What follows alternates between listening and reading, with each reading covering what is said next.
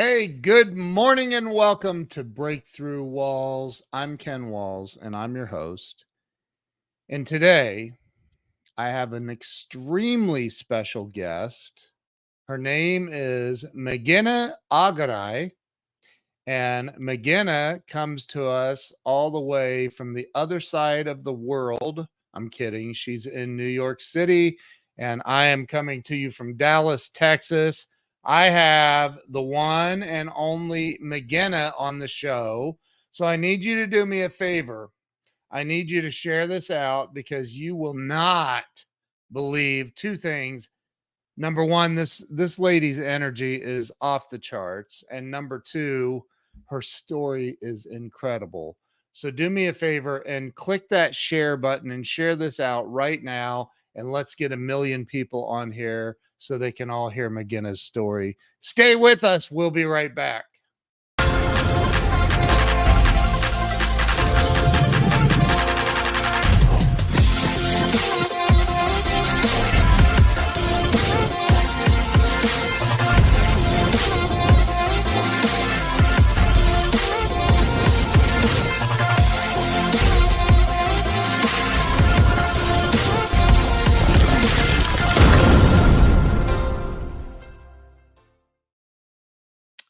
And we are back. Let me bring Migena on.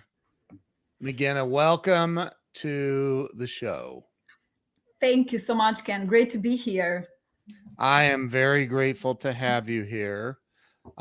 We met recently through Glenn Morshower, my brother from another mother. And he said, dude, you've got to have this woman on your show. And I said, who? And he said, Migena. And then we ended up meeting because you were here in Dallas and we hung out. You got to see the worldwide premiere of Grumpy Old Santa. And yeah, it was a lot of fun. Your energy is incredible. And I am really, really grateful to have you on the show. So welcome. Thank you so much. The pleasure is mine, and I'm honored, truly, because I'm sure when Glenn said you have to have Migena on the show, you thought for a second, I don't know any celebrities that which name it's Migena. I need to verify this. So I had to fly to Dallas to verify me. I'm just kidding. I am I don't know who's Facebook user. Great to see you, Migena. I shared it on LinkedIn. I shared it on Instagram, Twitter, Facebook, WhatsApps. I went like, wow. Yay. So Migena, I started this show about 5.5 years ago, and I've interviewed a lot of people. This was really, it all started just to help people have a breakthrough in life, and by hearing other people's stories. I really think that by hearing other people's stories of how they overcame hard times and broke through and succeeded, I think that really, really helps people. So why don't you start where you were born and raised? Oh, I was born and raised in Albania, in a very, very small town called Hoxha Ere in the city of Fear. So it's a town with about 300 families. Think about that. Oh, wow. Yes, 12 buildings and a lot of land. And then, of course, if you drive about 5 minutes, you end up in the Adriatic, which is part of the Mediterranean. So that's where I was born and raised. And how far from the Mediterranean? It's probably not even less than a mile. Not even. It's just. Oh, wow. I'm right there by the water, and spend all my summers, or rather invested towards my happiness by the water 3-4 months out. It's not spending. So you spent a lot of time in the Mediterranean? I am from the Mediterranean. I mean, in the water. I mean, right, like you were, water. swimming and yes, frolicking and taking naps during, like in the afternoon, like after 11, between like 11 and 2 3 p.m., no one stayed by the sand, so all these families would go back into the forest. It's a pine tree forest, and that's where we would have our lunches and take naps and then go back by 4 or 5, because that's when the sun is the best, pre 10 a.m. and post like 4 or 5 p.m., and you get the best tanning in the world, and I'm not kidding, and it stays the entire year. So there's a process. There's a process. So tell me what it was like for you, um, growing up there. I mean, what was Oh, it like as a kid? What were your parents, your family? What was it like for you? ooh, so it was beautiful. Like, I had an amazing childhood. My dad is one of 10. My mom is one of 8. And I grew up with my paternal grandparents because they lived in the same town with us. I had an uncle in the same building where we lived, and many other uncles in other buildings. So pretty much I went to school from the first grade all the way to when I finished high school with, and I had cousins in every class. We had cousins. So I Oh, pretty much, wow. we took over the town pretty much. It was us and a few other families, and I'm not kidding. Wow. My dad is a carpenter, and my mother had a small restaurant slash cafe. So pretty much my time was wake up super early in the morning, wash the clothes, wait for the running water to come in at like 6 and between 6 and 7 a.m., rinse all the clothes, get ready for school, hang the clothes, go to school, and then go to the restaurant, give mom a break. And then after that, Wow. I would fix the house, cook for my parents. My brother was in high school in a different city. So when he was 14, he left. And I remember, I think that's the first time I cried in my life, when my brother left. Prior to that, growing up as a tomboy, I didn't, yeah, a pretty strong person, but I remember crying when my brother went to high school in a different city. So then, anyways, like, then after I would cook and clean, then I would go and hang out with my dad at the shop, which was about 15-minute walking distance. So my childhood, How far? 15 or yeah, 50? 1 5, 1 5. 1 5. Okay. Yeah, Okay. 1 5. And I'm sharing this with my mother. My mother is in Albania, and I would love for her to see if she can see us on this interview. So yeah, so childhood was amazing, amazing, amazing. The best memories. And at some point, we even had a vineyard, and we made our own wine that we sold at the restaurant. So Wow. my dad and I planted the vineyards together. Yeah, Wow. and I That's watched incredible. the vineyard come to life, and oh my god, it's beautiful. And I had chicken, and I had a cat, and I lived in an apartment building, so I had the best of both worlds. I felt like I lived in the city, but then you feel like you're in the farm at the same time. So I've been trained from an early age. So growing up, your family, so you all lived in an apartment? Yes, in a one-bedroom apartment on the first floor. And So what, a one-bedroom apart how many siblings do you have? an older brother, just the two of us. Okay. Yes. Okay.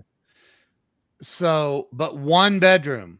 One bedroom, one living room, kitchen, bathroom, and like a hallway corridor. I don't know how you call it. So my brother and I would sleep in the living room. And when he went to high school, then I had the living room to myself. So, we would wake up super early in the morning. And before we went to school, the living room was perfect for us to greet guests as a living room. But every night it would convert into a bedroom. Oh my goodness. Wow. So did you not ever have a house that you No, lived in? no, to this day, Yeah. actually, I've never lived in a house. I own a house. It's vacant. Yeah, it's another story for another time. But we, and it's crazy because we lived on the first floor in Albania, and when we moved to New York, we still live on the first floor in this huge apartment here. So it's just funny how we always lived on the first floor. And my mom hates the first floor, hates it. Wow. But yeah, so that's and it was so good. It's good sleeping in the same room with your brother, or my cousins would come over, I feel like there's something magical when all the children all sleep in the same space, and it doesn't have to be a living room. It could be us sleeping on the floor. I would sleep on the floor when I would go to my grandparents' house because there's so many of us, but in my own home, we had beds that converted into like couches. And yeah, it's a very Albanian thing back in the day. But as I was saying, it's a very magical thing um when you fall asleep. I feel like that energy that interacts with the other people's energies, and I feel like you end up loving your siblings and your cousins a lot more. Like that breath. I don't even know how to explain it, Ken, but Wow. feel like you're more connected when you even share the same bed, and but not necessarily, but be in the same environment. And I feel like, I think that's probably one of the reasons why Albanians are so close with one another, because we always lived in small homes, and we had no choice but to share beds, and or sleep on the floor, on roofs in the summertime for fun, and just Wow. keep one another. It's very different. So and the reason was, I mean, so do people not own homes in Albania? They do. Most of the towns have private homes, but it just happened that I was born and raised in a town with buildings, because this was Okay. at some point a piece of land, and during communism it converted into a small town with buildings. And the youth who helped build this town ended up either getting married, or they were brothers and sisters, and they moved their parents as well into this town, and they moved in into these buildings that they helped build. And then you create life, and then after that, it's very difficult. It was very difficult to then build your own home, because it's very expensive, Yeah. and people were making enough just to go by, and not even talk about savings. Like I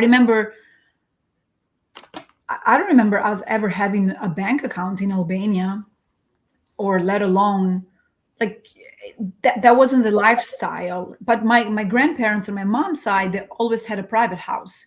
So my summers, when I wasn't at the beach and I was in my mom's hometown, the entire town was full of 1 story, 2 stories, private homes. It just happened that I grew up in a building.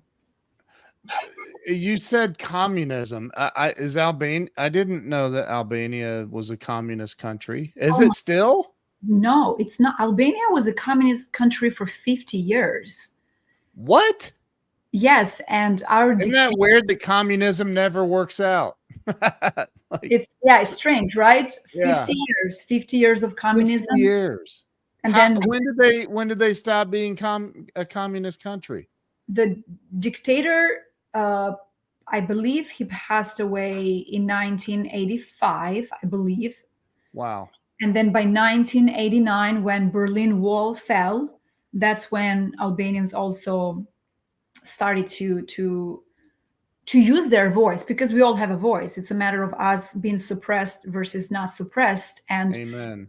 it was a time that we called it when the embassies opened. And what that meant was the US embassy opened the doors for a short period of time, and all these other embassies that were in Albania.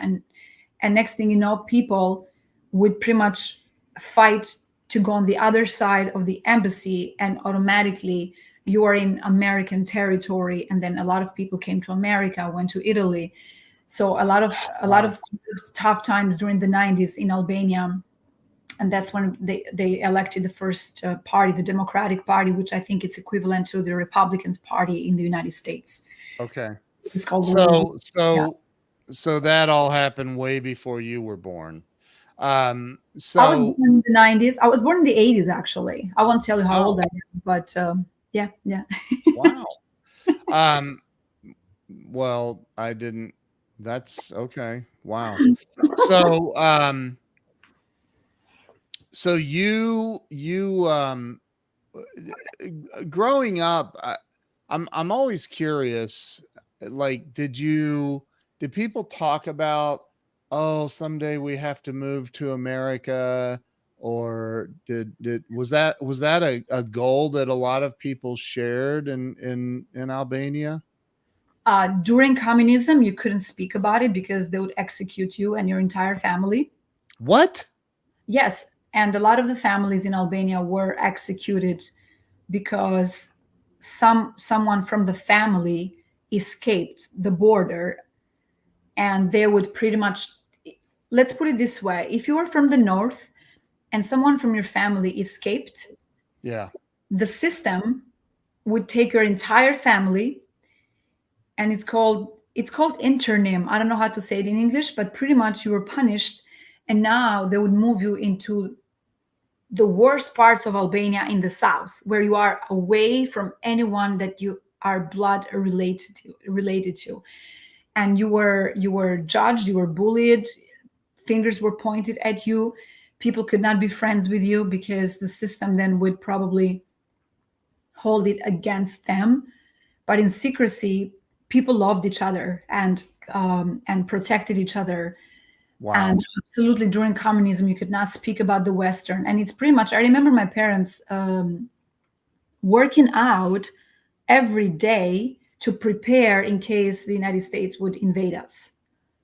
And my mother to this day says, well, I wish they did. I'm like, why would they invade us? But it's to pretty much improve our lives. But that never happened, because why would anyone invade Albania, let alone the United States?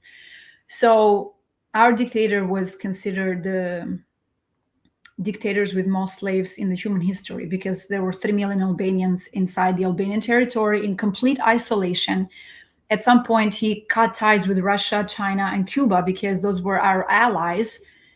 And then at some point, like, we completely were just this country with this imaginary wall. Right. So, and then had in soldiers in all borders. You couldn't speak about America.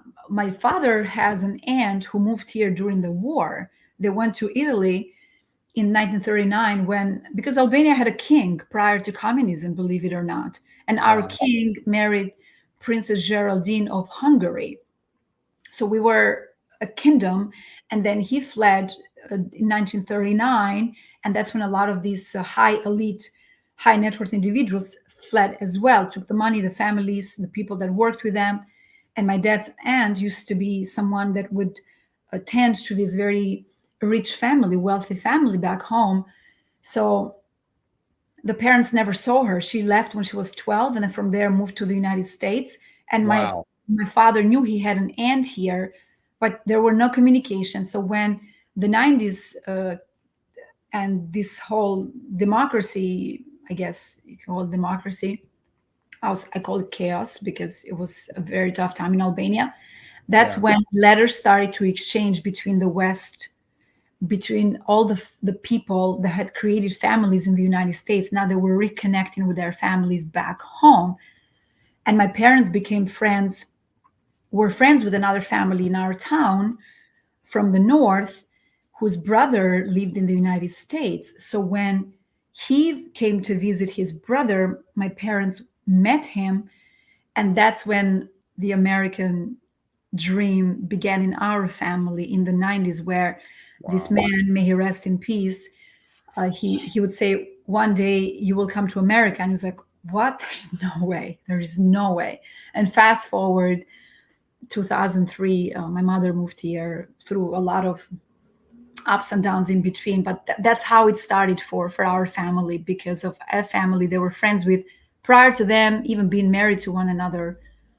And so we've been friends for over 45, 50 years with them. And that's why we're here. Okay, so so Albania became a democratic country um in the 80s then. In the 90s. 90s, 90s. So the dictator died and people were like, thank God. Um and he and got rid of communism. That's good. Yes. So when and so you were young when communism died in Albania. I mean, I was a baby. Yeah. Yeah. I don't. I should know. I think he died in 1985, but I should know. But I Oh. did not live through communism. But definitely, he left a On the lot of. backside of it, you were He there on left the back. traces. Yeah. So I'm sure that there were people though, because of cognitive dissonance, there were people there that probably still felt like, wait a minute, we communism can't go away. Like I'm sure there were plenty of people like that, I would imagine. Um, right. So after that, where so you grew up in that, you graduate, like did you go to high school? I don't, is that because high Yes. school sounds like high school's different here than it was there. Uh, Completely different. I mean, I don't know what Okay. it is to be in high school here, but I finished high school in Albania, and then Okay. I moved here right after. Um, and yeah, and You were then 19 when you moved here. How old were you? 19? yes, I was 19 when I Okay, moved. so tell me about that. That's a really interesting story. You were sitting on the beach on the Mediterranean one day, and you're like, you know what? Tomorrow I'm moving to America. That's not how. That's not. That's not how it happened because Okay, so one, how did it go down? I was on the top of a mountain. No, I'm just kidding. I Yeah, was I was like contemplating. I was like, yeah. okay. Um, I well, oh my goodness. Well, let me put it to you this way. One day you're back home worried and afraid that you will never get a visa to unite with your mother, whose visa Mm. was about to expire. And if she wouldn't come to the United States, then that means that we are stuck in Albania forever, and then we would never be able to make. Oh my God, Greg Walker, love you, Greg. Greg is You in the know house. Greg? Of course, I know Greg. Greg is my brother. Oh Wow. no, he's my brother. Like, let's I share. Let's like share. we are from the same town, Columbus, Ohio. I Greg and will. I, Oh yeah, yes, yes. yeah, Oh, that's right. And he has the best grandson, Atlas. Like, oh my goodness. yeah. But Greg's amazing. The big dreamer. he deserves for me to interrupt my story and acknowledge him because he's phenomenal. He Phenomenal. is. I agree. How the world gets smaller, but pretty much, my mother's visa was about to expire. She's in the United States, and I was Wait, I missed that. How did your mother end up here and you didn't? How did that work? because you can in Albania, even maybe now it's easier, but back in the day, you couldn't just apply for a visa and express an interest that you wanted to move to the United States. And they're like, sure, yeah, absolutely. Here, open door policy. There's no open door policy.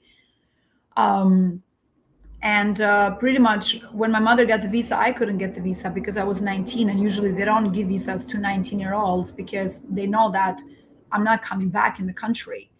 So it was a lot of hard work and sacrifices and many, many years of struggle to secure this visa for my mother. And then she moves here in January. I'm back home. And luckily, oh my goodness, I got a visa on April 15th. I think that's tax day for the United Yeah. States.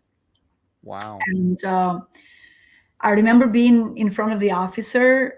And the way you know that you received the visa back in the day is they keep your passport and they tell you return at 4 p.m. Like that. That's like how you would know. And I froze. And then I had this cop tapping on my shoulder. He's like, Miss, you can come back at 4. I'm like, what? For what? He's like, to pick up the visa. Like, I didn't even know that I was granted the visa. And I was numb. I was so numb. And So your mom was here. Where was your dad? my dad was in Albania. My brother was in Europe. So we were scattered all over Wow. the world, pretty much. So Wow. I get the visa, Ken, and I tell my mother. Immediately, a week later, I jump on a plane. April 23rd, I moved to the United States. My mother did not recognize me. She's at the Uh, airport with the friends. She did not recognize me, and it's insane how we were separated for I would over 3 months. And then Wow. her friend would say, "Here is Migena," and she's like, "Where?" And I'm right in like literally, I'm right in front of her, Wow. and she's like, "Where is she?" And then she would just touch me like this, and she's like, "Is this really you?" And it's crazy. She tells me a story when she was holding a 1-year-old baby from the family that she was staying with.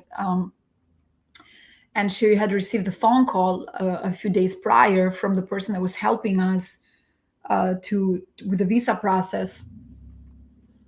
And I believe the conversation went like, "I can help you. There's no way I can get this visa for Migena." And my mother, literally, she's on the fourth floor of a building. She like literally almost jumped out of the window after this phone call. And then this baby is touching her face. His name is Mm. Jake. And then she just caught herself, and then she sees the baby and she's just like sobbing. And yeah, so a Wow. lot of emotional trauma there. But anyway, I end up in the United States from a What airport did you fly into? JFK. JFK. JFK. Okay. You Straight saw, from, so you're coming in, you saw the Statue of Liberty, no, probably. Oh, no. you didn't? Can you believe that to this day I haven't been to Statue of Liberty? To Well, this, I mean, if you lived in New York, it would be a lot easier for you to see it. you would think, right? I've been Oh, to wait, the. you live in New York. That's right. Oh God. Well, I moved from Albania to the Bronx, and I was like, "Oh my God, this is America." I was like, "Uh-oh, Uh-oh. oh, This, oops, oops." that is so funny.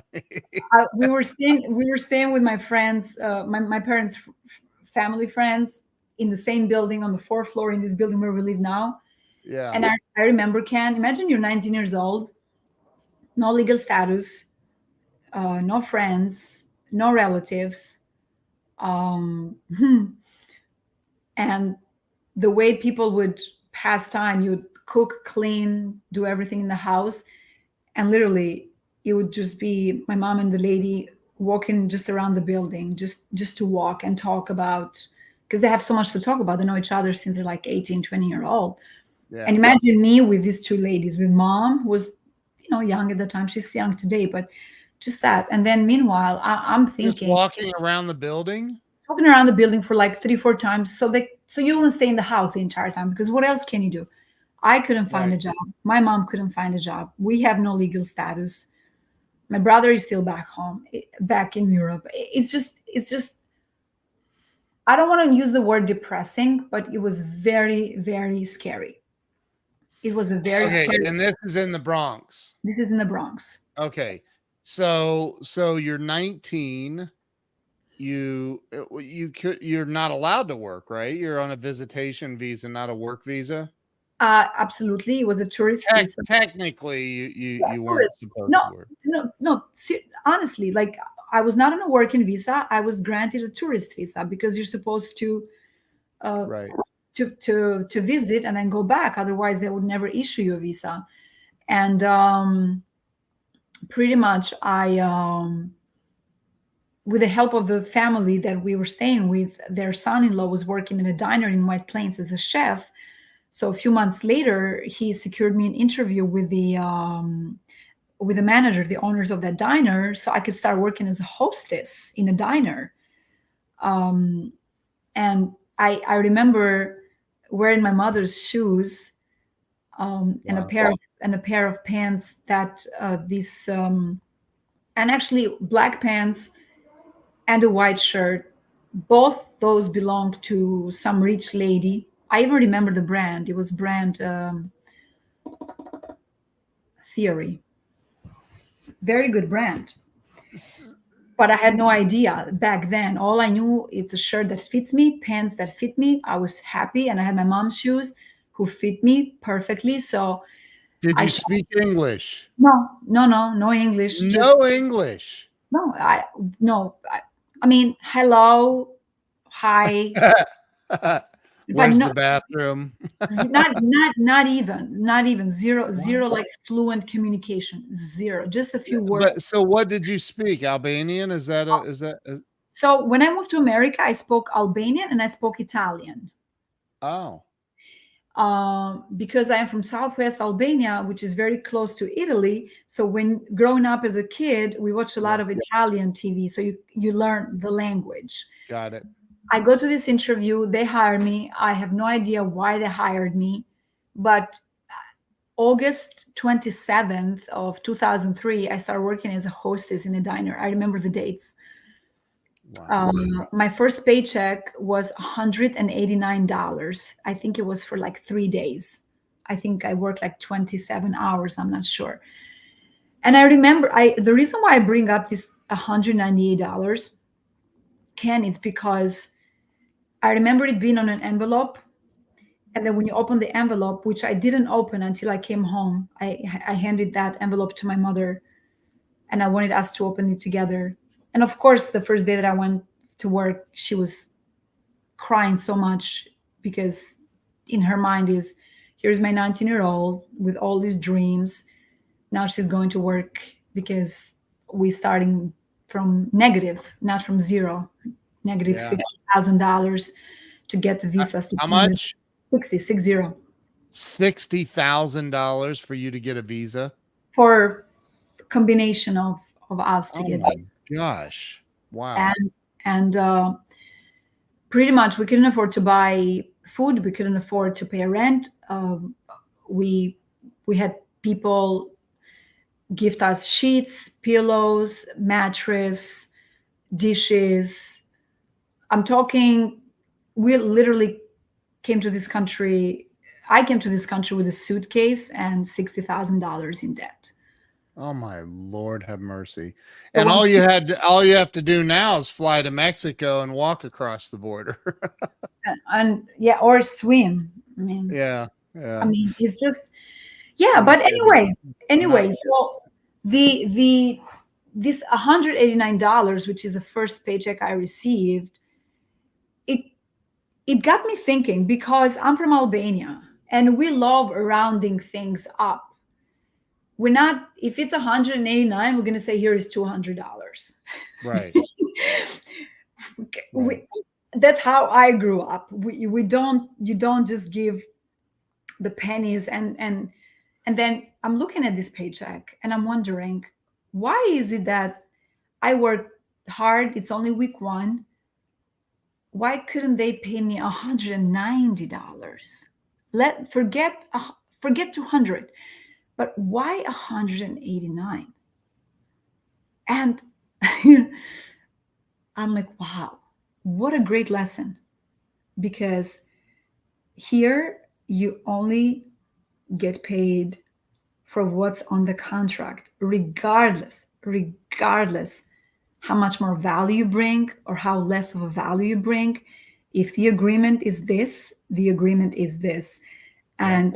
And I was like, so if I work more hours, I can make more. So I ended up from working 3 days a weekend to working 7 days a week, 2 shifts. Ended up becoming a hostess for another restaurant of theirs, which was 20-minute walking distance within the White Plains area called Central Avenue. And now, if I wasn't at this diner, I was at the restaurant. So I'm on my feet all day in heels, seating people. All I knew to say was follow me to, not even knowing how to spell. And for a year and a half, I did that. And then I became a cashier. So I was in charge of all the money and the desserts. And then after that, they trained me to be a waitress. So And so you're learning English and along the way. at this point, I'm literally receiving my first ESL, English as a second language, working as a diner hostess. Wow. Just smiling at people. I made a lot of friends, and during the holidays, a lot of the families that would come there to eat, they would gift me a necklace. They would give me like an envelope with something for Christmas, because these are like, they adopted me, like that entire, judges, lawyers, a lot of Jewish families back there. I'm in touch with a lot of them to this day, 20 years later. They take me to dinner. Imagine three couples in their 60s and 70s at that time, and me, a 20-year-old, going to dinner together. Like, they would invite me and greet me like Wow. It's beautiful. They're like, we will buy you a car. Please don't leave us. Don't work in the city. So pretty much I worked for 3 years in a row with But no wait, hang on. How far away from the Bronx is White Plains? And did you travel back and forth every day? Yes. So I would wake up at Oh, 5 a.m. I would wake up at 5 a.m., wash my very long hair. As you can see, I have very long hair, right? yes, you This do. would this would be like here on top, here wet. I had no time to dry it. I would walk to the bus station in the dark, Oh either my gosh. snow, rain. I remember back in the day, In the snow Bronx. in the Bronx. I would take a bus, and you would take me about an hour and 15, 20 minutes one way, and you would leave me right in front of the diner. And the last bus left that area around 11:30 p.m. My shift ended at 11, so I would wait for the bus. So this was my life for 3.5 years, taking a bus Monday through Sunday, no days off, not a single Wow. day off. I worked, I call it like 100-hour week, but literally when the owner would pay me, he's like, "You're taking all my money."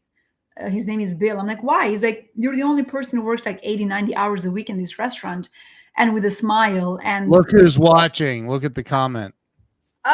Glenn Morshower has to wash his long hair every day. Oh my God. Yes, I actually bought him an Albanian shampoo. We're working on it. We're working on it. Uh, Glenn, I love you. So yeah, so that was my life, Ken. That was my life. wow. And we would hide the money in Ziplocs bags, in envelopes, inside buckets that had flour because mom Yeah. made homemade bread, homemade bread. Yeah. So we didn't have a bank account, and that was the only way space for us to save the money. And every time we would make 10,000 or 20,000, we would go and give it back to the people that helped us, landed us the money to come in this country. Oh So my pretty God. much, so pretty much we like lived on cereal for about 3 years and milk, and I would save the food because then my dad eventually gets here. He finds a job working as a carpenter. He was getting paid $60 a day. He's So I have a question. This is out of left field. Um, did it ever occur to you that, here you are, this beautiful woman. Did it ever occur to you, like, maybe I should just find a rich husband and not have to work like this? no, I Why? I because would. what, too late for you, Can. Yeah, forget it. But Yeah, no, did it not ever occur to you as you're walking through the rain and the snow to the bus to drive to go and working, like, wow, I just need to find a rich husband. I know this will sound very, very scary to some and very silly to some, and it's okay. It's okay. But not Glenn, once, I was Glenn already said. taken. He was taken. Oh my God. Now we're getting comfortable. So Yeah. Uh, so pretty much, my God, my hair is out of control today. it looks great. Stop. Go This ahead. is Keep freaking going. wonderful. so So so you the not rich one. husband thing was out of So I grew up I grew up in a family that is extremely strong and loving and caring and very, very hardworking. Like we earned every single penny that we had, we earned. And I mean, I earned it as a kid, uh, either working on the garden or being in my dad's shop or being at the restaurant washing the floors by hand and giving my mom a break. And when you come to America, it's no different. You just multiply that by 10x, 50x, 100x, 1000x. It doesn't matter. I'm only 19. Absolutely, having a husband was out of the question. Like that was not in my thoughts. And my mother, being an independent woman, she did not raise me to depend on another venue in order for us to make our lives easier, because that's not who she is and that's not who I am and who we are as a family. I was just grateful that I had the opportunity to work 30 hour days. I felt sometimes, because I would go in this diner, I would go to this diner, and if I were at a university to learn English, I was at a bakery in the Bronx for 3 days, making $100 combined in 3 days. So my main goal, my focus, my goal is, let's get this debt out of the way. So then I can mark that day, the first day for the rest of my life. After that debt, it's paid off. Right. And that it's a whole bubble for me. And people ask me, like, what's your relationship with money? Because talking about money, it's not easy. And I always say there's days that I don't like money at all, and there's days that I love money. Because I remember moving in this country as a 19-year-old, going and working in this diner, falling asleep on a bus, banging my head on the bus, and then waking up with like a swollen eyebrow as if someone had beat me up, but it's just me being tired. And I would see the Wow. swallowing like 2-3 days later, and then like no one would believe me that literally I fell asleep and hit my head on the bus. And I don't remember, Ken, like I don't remember what I look like. Literally, I don't have a recollection what my face looks like, only that my hair was a lot longer. And I donated it to Locks of Love, about 13 inches, when I was working in White Plains at the hair salon across the street. And when I Wow. went back at the diner with my hair done, I just had a haircut. Everyone said, "Wow, you have really long hair." And I'm like, "What?" I just donated 13 inches. I would sit on my hair. That I remember, my hair, like it's like my strength, right? But I have zero recollection of what I look like. So if you ask that teenager, "Hey, what's your relationship with money?" I'd be like, "I hate it because I don't remember ever being a teenager. I went straight from being a kid to being an adult, and 10 years just went like poof, like I don't know what happened there." But then at the same time, it was because of money that we had this opportunity to get the visas, to come in this country, to Right. pay the debt, to have a better life, to live the American dream. If any of you still believes that there is such thing as an American dream, I still believe it. Yeah. It's, So do it's, a I. great, it's the greatest country in the world. I am blessed, and we make America beautiful, and we make America great, and it's a blessing. So when you speak to that Migena who maybe wanted to go on a vacation or have nice things, I don't know if I liked money that much because I had to go work for it. And But McGenna, I've seen your Louboutins. So when, when did you say? Oh my I God, saw them in an interview. I saw you you, wearing them. you're Um, terrible. Well, I so own I own about 5 pairs of Louboutins, of Louboutins. and I you own don't them. like money. Exactly. I You don't know, because Nike makes some nice heels too, I think. yeah, sure, I'm yeah. kidding. I don't know. I Um, I worked very hard for Los Louboutins I'm sure you have, but because that when takes money.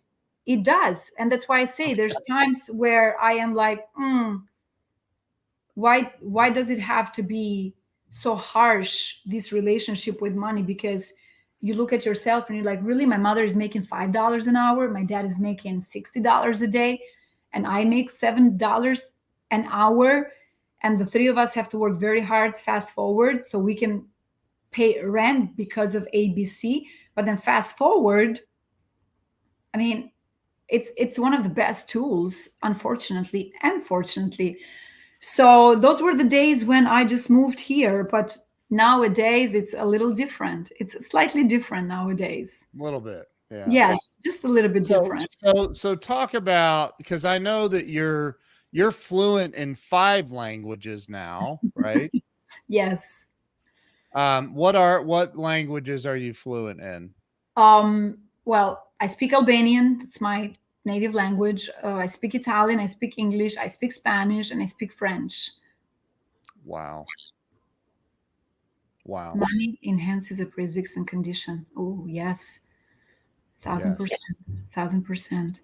So you did this, you said, for 3.5 years. Just the no days off. Yeah. Um, And yeah. where did things go from there for you? I Do you still work at the diner? sure, on the weekends. That's Yeah. how I can afford my Louboutins. I mean, seriously. Yeah, right, right, I mean, right. I in 2004 we were granted political asylum. Okay.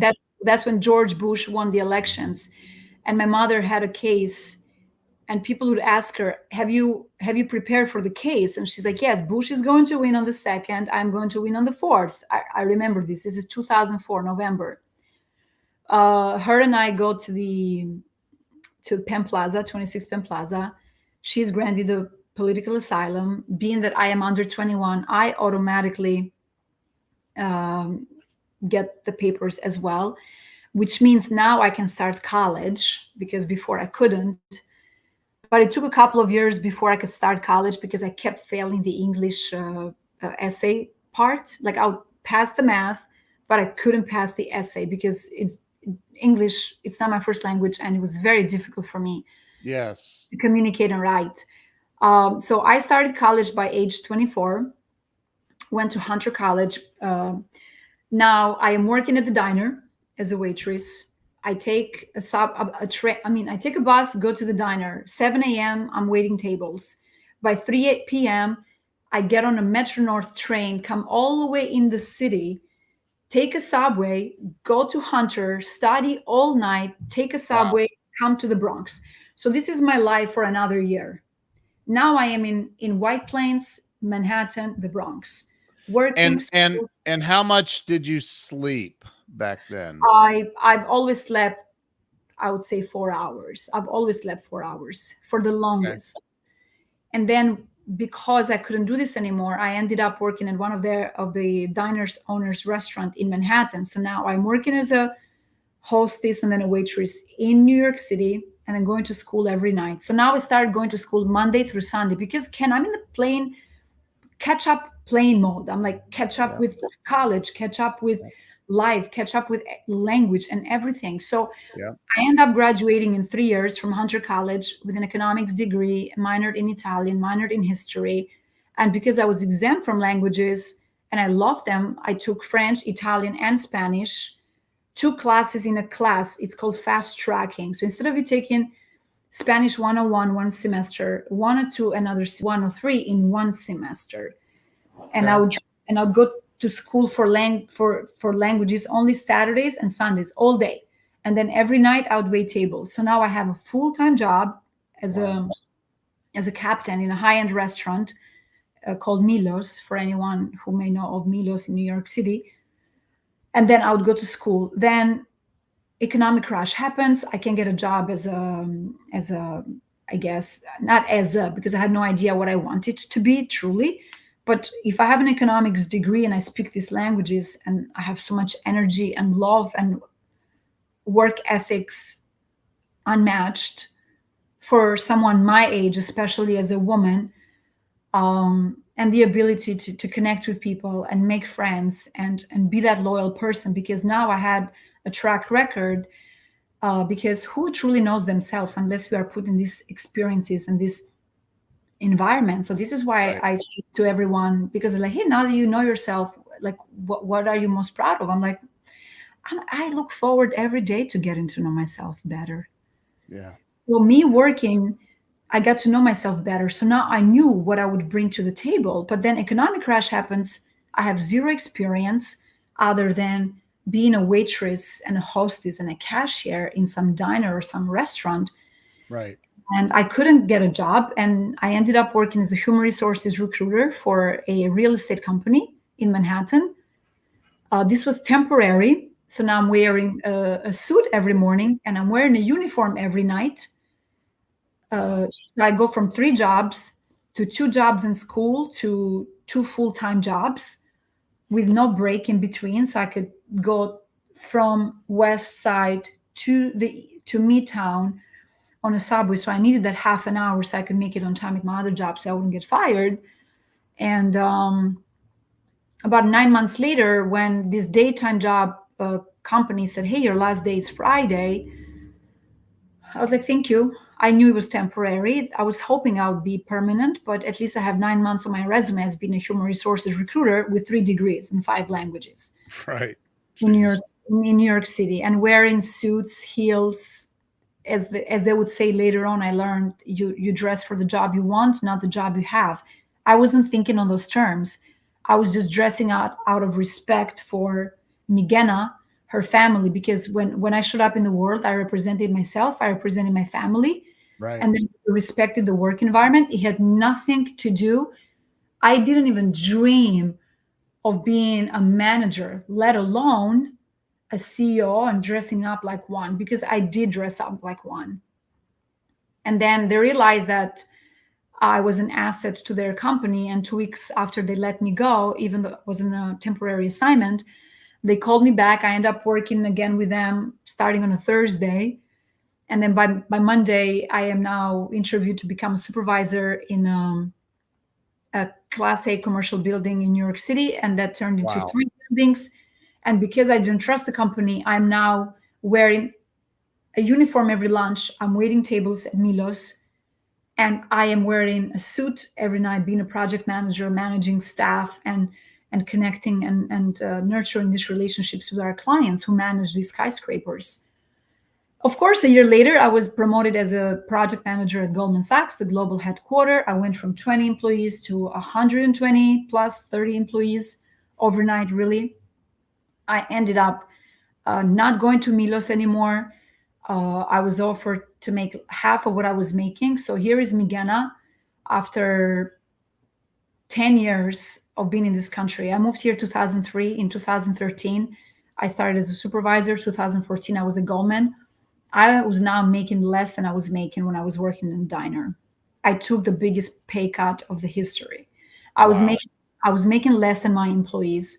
But again, I was in a playing catch up mode.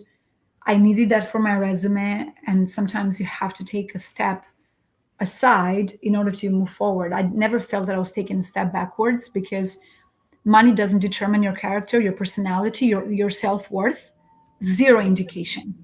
It's how you feel inside. And because I believed in Migena and not necessarily on a company determining my value based on the salary, based on the hourly rate they were paying me, it had nothing to do with me. And that I knew.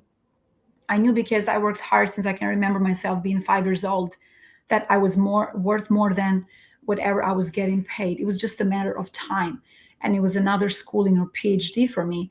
So after being a project manager with Goldman Sachs, I ended up being a project manager for Hearst Corporation. I ended up managing 20 million square foot of space in New York City, having over 20 buildings, clients, being a And this director. was what year was this?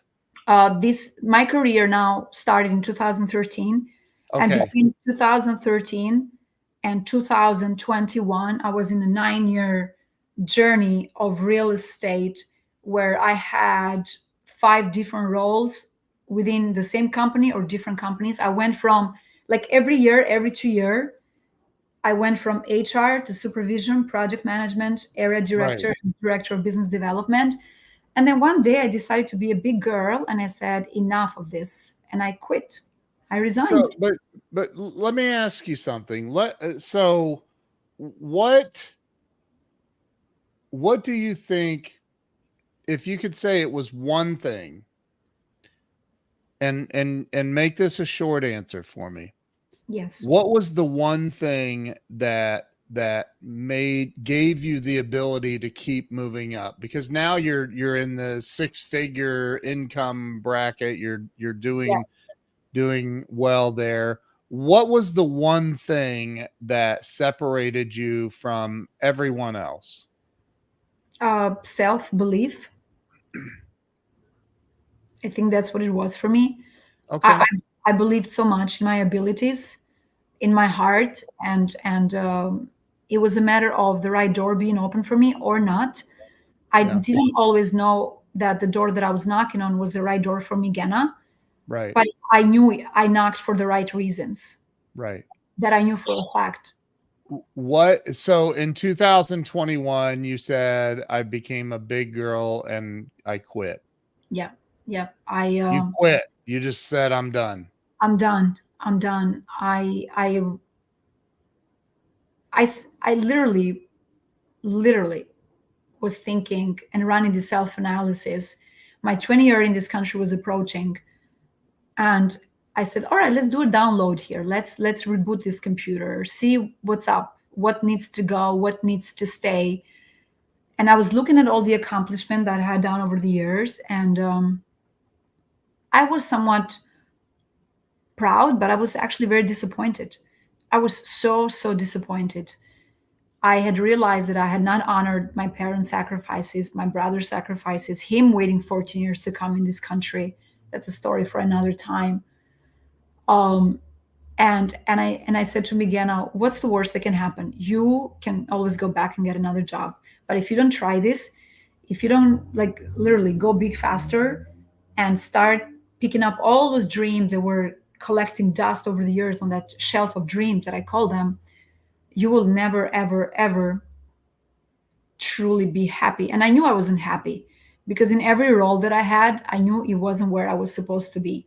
That's the crazy part. You know, when you go into a job and perception has it that you're doing phenomenal, but deep Yeah. inside you know you don't belong there, but it's just another step in order for you to get to the second floor or the third floor, because I believe in taking steps, and eventually why not take the elevator, but steps are important. So I was just taking steps, and pretty much I gave my resignation, and January 1st of 2022, I had no job, no income, not knowing where I was going to be and what I was going to do. Big, well, the pants were still size small, but yeah, Glenn says my life Yeah. decided to be bigger, put big girl pants on. Uh, Yes, that's the day. The day you decide, the day you give yourself permission to do better, to be better, not just for yourself and for others.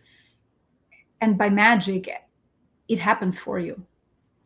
It's wild how that happens. And I didn't know that because all I yep. knew was pay debts, pay more debts, beg this company to give me a raise, beg this other company to see me and recognize me. And then I realized that I had gifted my freedom, and I had told all these companies, here, take my freedom, put me in jail. You decide when I go to Albania and celebrate my cousin's wedding. You decide if I'm going to go and celebrate a holiday with my parents or when I don't, because clearly I am just worked my butt off for 20 years. My parents worked all of their lives. They left everything behind, moved here because of you. And this is how you pay them back. This is how you honor them. You go and you allow a person or a company to dictate your future, to determine if you buy those Louboutins and feel happy or buy those Louboutins and feel guilty. And I Right. said, I'm done. I'm done because I knew that I could go back to a diner and S- make $9 an hour, if not Right. 7. Right. So you left. What did you do? Where'd you go from there? I mean, you still have to have an income, right? You still have to make money. What did you do on it starting in 2021? I live starting 2022, which is last year. I live with my parents and my brother. We are one unit. We are extremely supportive of one another. Yeah. And I saved a lot. I never drank. I never smoked. I never went out. I don't remember ever going on vacations other than going to Albania to see my brother when he was there and come back home. So I am an excellent saver. I saved money when I was 5, 6 years old, like even 20 cents that my parents would give me to buy a chocolate. I'd put them in the pot, and at the end of the year, I'd convert them into big money, and I'll tell my parents, here is the money for the turkey. And you know the story with the turkey, Glenn and Yeah. Ken. Yeah. Yeah. And they'll be like, where is this money coming from? These are my savings. From where? You know, the money you would give me all year round, 20 cents a day. Do the math, 30 cents a day. Here is, or 50 cents. That's at the end of the year, $30 or something, $40. So being that I am an excellent saver, I have a lot of respect for money. When I resigned, I knew that I was going to rely on my family and I was going to rely on my savings. But most importantly, I was going to rely on Migena and her strengths, because I know I have strengths. I just didn't know how strong I was until I put myself in a different environment. So I ended up at a Grant Cardone Real Estate Summit at the end of 2021. I heard all of the success stories of people saying multiple exit, passive income. I'm like, what are these terms? I have no idea what they mean. I Right. felt so disappointed. I said, I want to create for myself multiple streams of income for my family, for my friends. I want to travel the world. I will be on TV because I've always wanted to be on TV. Like I've always, like my biggest dream as a little girl has always been to be a movie star. Like I imagine myself like an Audrey Hepburn, or I don't know how to pronounce her name, but just like Who'd you this say? Audrey H, that one, Audrey Hepburn. that one. Yeah. And then That just that one, that exactly. one. I would be Yeah. like, oh my goodness, I see myself as a movie star. I see myself having TV shows. And then you come to America and you're like sitting people at a diner. And I'm so grateful that I did, because I wouldn't be where I am today if it wasn't for all the blessings, because Yep. I was so protected from the moment I would wear my mother's shoes going to work. They were my shield, my strength, my protection. To fast forward, going to this Grant Cardone real estate summit, resigning, joined his real estate club, hung out with Grant for a full year on a weekly basis, learning multifamily. I became a member of a family office club. I started to connect with people, ended up meeting the executive producers of an investment TV show. Next thing you know, I'm in LA running the red carpet without having any experience holding that microphone. So I'm being trusted now with an LA premiere. Oh my God, like I get to be best friends with Glenn Morshower. I mean, come on. Like No, you don't. You get to be second best friends with Glenn Morshower. I'm the girl best friend. You're a guy. I'm Oh my kidding. God. I'm No. kidding. I'm And kidding. then pretty much I opened my own company, Eagles MA LLC, where initially started as real estate solution services, so I could be of service to the industry that contributed so much um, to my growth, to my personal and Yeah. professional growth in in this country, in New York City. And that's where I started to make a little bit of money through my connections, a contract here and contract there, so I could support traveling to LA, connecting with 5 people, traveling to Florida. So I've been traveling last year and this year, Ken, I've traveled more than I've traveled in the entire 20 years of being in this country. Wow. I had my 20-year anniversary in America, April 2023. And Wow. I want to give you a 60-second of 2021 Migena accomplishments and 2023 Migena accomplishments. So I went from, okay, fine. So you have a 6-figure job, you can travel the country, you have a business expense account, you get to play golf and close business on the golf course, pretend to play golf really, but look good in golf clothes. Right. That's it. To volunteering for St. Jude's, raising millions of dollars for these charities, having thousands of friends, but then you are in this apartment with your parents and your brother. Your mother still doesn't have her dream house to this point. I mean, if you want to just drop everything and take her in Dubai because she loves to go to Dubai, you haven't done that. She's been begging you for 18 years to take her to Turkey, you haven't. On and on and on and on. So I was like, oh my God. I paused and I told a lot of my friends, watch me. And literally, this is exactly what I said. I said, watch me where I take live, because live is no longer taking me. So in 1 year, I have published 4 books, collaborations. I'm on TV. I have my business. I took my mother and my dad to Istanbul for the first time in 20 years. Wow. Uh, I speak on stages. I invest in real estate passively. I invest in real estate actively.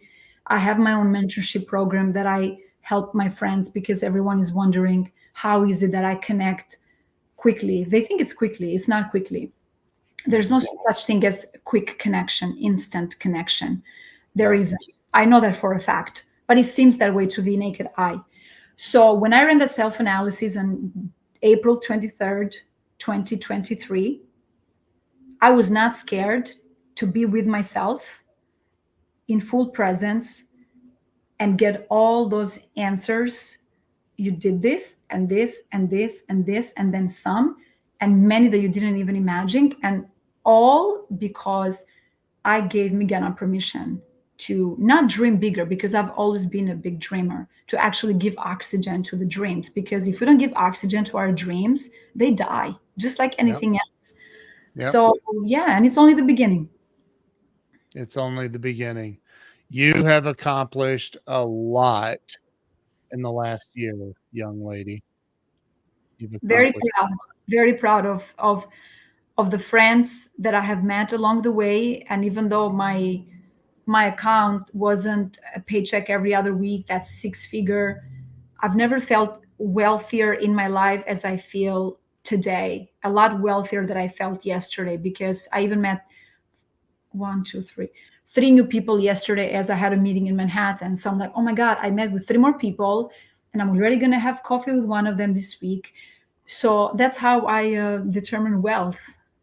And Yes. Ken, you are that person to me, for me. I feel very wealthy the moment Glenn introduced us, and I feel like you are your own bank account in the Migena system. That's how wealthy, because the one bank account cannot handle all the abundance that you bring to the table. And I mean it. I Thank truly you. mean it.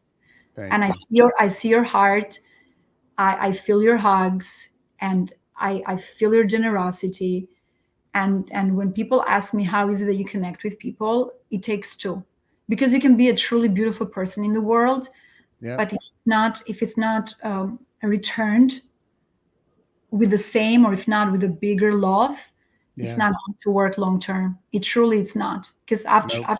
I've tried it, and I love hard, and I love really hard, but it does not matter. So you, Glenn, and so many other amazing friends that are in my life are truly a blessing. And because I know you are counting on me on a daily basis to do Yep. better, to be better for all of us, I cannot show up in the world and disappoint anyone. So if you feel like you can disappoint yourself and give yourself permission to be lousy, reckless for a day, just go back to the friends who are counting on you, because there is that saying that goes, if you are not winning, who is actually losing? So when I go to work every Yep. day in the world, I want to be a winner, because I have a lot of friends who are counting on me. Friends and the people that we don't know yet, who are not strangers. They're just somebody that we haven't met yet. So I have so much passion for love, for life, for people, for humans, for beautiful humans, for knowledge, and I love my heart. I truly love my heart. And that's why, to answer your question from earlier, how is it that you went through from A, B, C, D, E? It's because I constantly checked on my heart, I checked on my ego, I checked on my arrogance, and I'm like, all right, check, check, check, check, we're good to go. And even if there was the slightest hint that it would corrupt Migena, her core, I wouldn't want it. So my biggest success, it's never to lose myself in the process of any relationship. So we are 8 minutes over what I normally do at this time. So keeping that in mind, let me ask you a couple more questions with some quick answers. Um, what's on the horizon? What's next for you? What do you want to accomplish? Oh, I heard you talking about finding a husband. yes, She's yes. looking for a husband, y'all. So Well, it should be the other way around. It should be like, who's looking for a good wife? Because right. I'm not. Yeah, I'm looking for someone who's That looking. can cook and wait tables like nobody's business. Well, let's put it this way. I am looking for someone who is looking. Right. There you go. If they're Right. not looking, I'm not looking. Right. Right. Yeah, I'll work So around what's their what's what's schedule. on the horizon for you? What are you wanting to accomplish over the next few years? Um, I want to have my business that I started last year be successful in the sense that it grows organically, and I create these opportunities for all of my strategic partners to be at the right tables with the right people to do business together, so they can generate more income and work towards that generational wealth. So Good. definitely, So you need to change your relationship with money then. yes, yes, absolutely, You do. You do. yeah, Just my opinion for yes, what it's worth. that's one. Um, because I am an associate producer with America's Real Deal, and we're only on season 2. I envision Yeah. myself being a lot more involved with the show that I already am, and I envision many of my friends coming on board at different roles, wearing Yeah. different hats and many hats. Why not at the same time? And grow this TV show where many of us can flourish and help the show and help Americans flourish. So that's another big vision I have on the TV side. Like I love the Yeah. screen. I love the big screen. So that's another beautiful dream that I continue to work on. And I love speaking on global stages. I know I will be on global stages. So the way I will end up in these global stages is by continuing to be extremely humble and work very hard, and not be content that I know enough people and let's pause here and see what happens. So that's just So uh, when you were, you know, people, I love people that say I don't judge, because that's not true. We all judge. everybody Um, judges. we judge. I mean, it's like, I don't want to, you feel their energy. I'm judging your bad energy. I don't want to be around you. That's a judgment. Mm. So when you were working in this diner and all the other positions you've met thousands, tens of thousands of people probably. And think about some of the people that you were like, you just knew that they weren't going anywhere in life. They have no goals. They're not going. What do you think? And this is going to be the last question I ask you, probably. What do you think holds people, keeps people stuck? What do you think that in your experience and what you've seen so far in life, in your very youthful life, what do you think is stopping people from having, look, I've been homeless and broke, and I've been wealthy, and wealthy is much better. What do you think is holding people back in life? What's stopping them from having real financial freedom and complete happiness, the whole package? What's holding people back? What do you say to that question? In my opinion, people are selfish, and they justify all of their action based on the fact that they have children, they need that paycheck, and there is no way they could risk, because they don't know what tomorrow will bring. Because as far as I'm concerned, when you are hired in a job, there is a high risk and a high chance of you getting fired the next day. So why is it that people are feeling afraid to rely on themselves? Instead, they rely on strangers. So it's in my opinion, it's fear and it's selfishness. Truly, that's what it comes down to, in my opinion. They are just selfish, and they're lazy. They're lazy, and and then they wake up one day, 10 years go by, and when they cannot fulfill their children's and their families' needs the way they should be, then they blame it that, well, I became a parent at a young age, I couldn't do this because of this, because of that. So pretty much it's pure justification. Mm-hmm. They're hiding, and some could be fear. There are a lot of people out there who cannot walk. There's many specific situations that their actions could be somewhat justified, but for the most part, when someone is capable of hearing, seeing, feeling, sensing, walking, breathing. Hopefully, everybody's breathing. Then the only reason why they're not going after their dreams and their goals, it's because they have these limited beliefs that they won't amount to anything, that they will not succeed because they already bring themselves into the future from a negative point. And of course, if you're going to think negatively, nothing will ever happen. So I feel like they need to blame one and one person only, and that's themselves. And I feel like a lot of people out there, they feel comfortable once they get into this job that gives them the five figures or the six figures, and they are content. Yeah.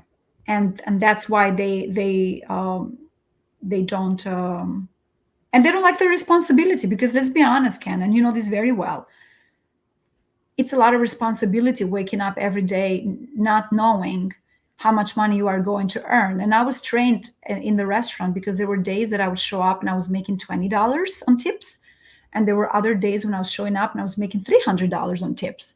So Right. even though I was working at someone else's restaurant, I've always been on the unknown. Right. And people need to bet on themselves on a daily basis, and I feel like people are betting more on the employer than they are on themselves, and that's Yeah. where the problem is. And I'm not saying that you shouldn't have a W2.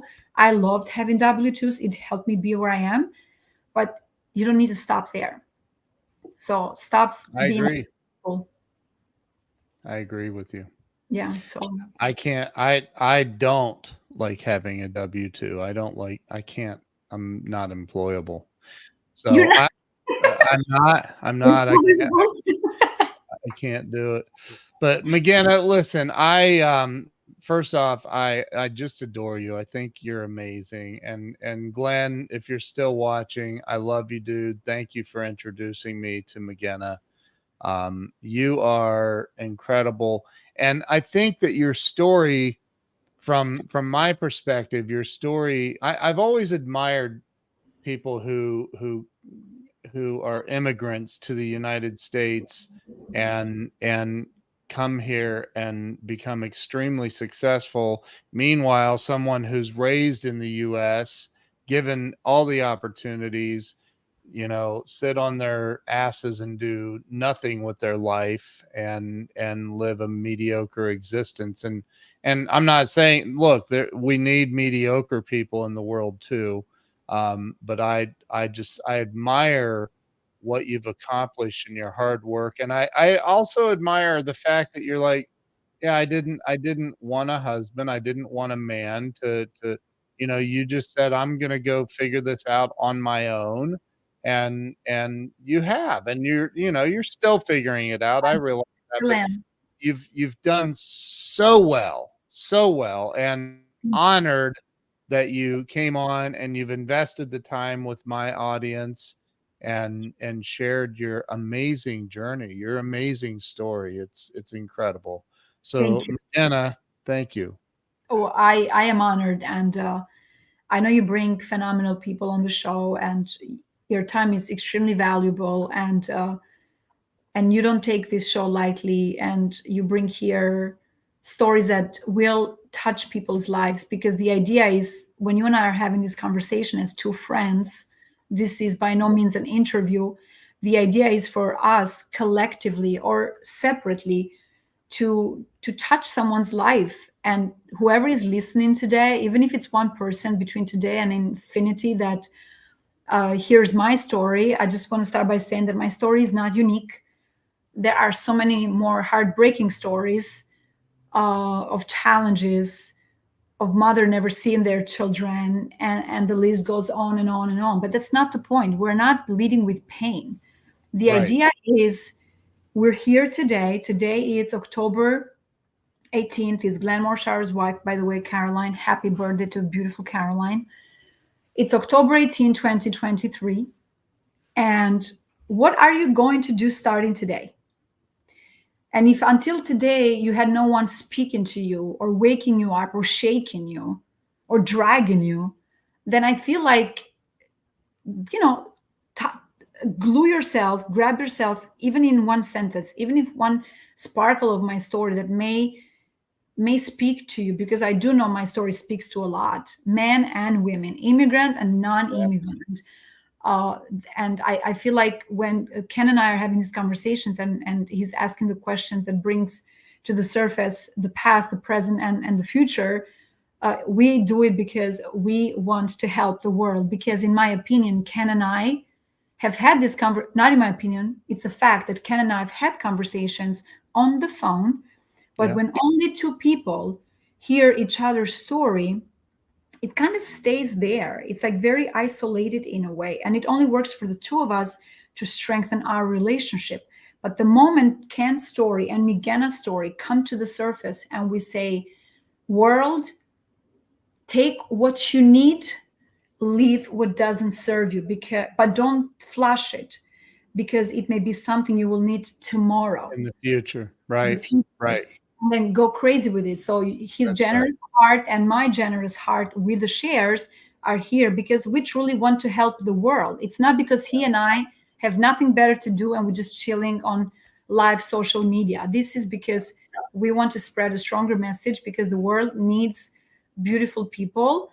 And I have watched some of your shows, and the incredible behind the scenes interviews of very successful nowadays people who started Yeah. with a lot less than I did, than you did. And it's like, what's Not my not not place? not many people start with less than you, but so, but I look, I again, I agree with you. The world needs to hear, excuse me, your story, and they have now, and they will continue to hear it. You're you're a wonderful, wonderful soul, and Thank I you. see great things coming for your future. So, again, thank you. I'm going to end the live stream, but thank you for coming on and being a guest today. If you did not share this out, please share it out and let the world hear this amazing woman's story. Migena, thank you so much. I Thank you. really appreciate you. Likewise. We'll see you guys later. Have an awesome day.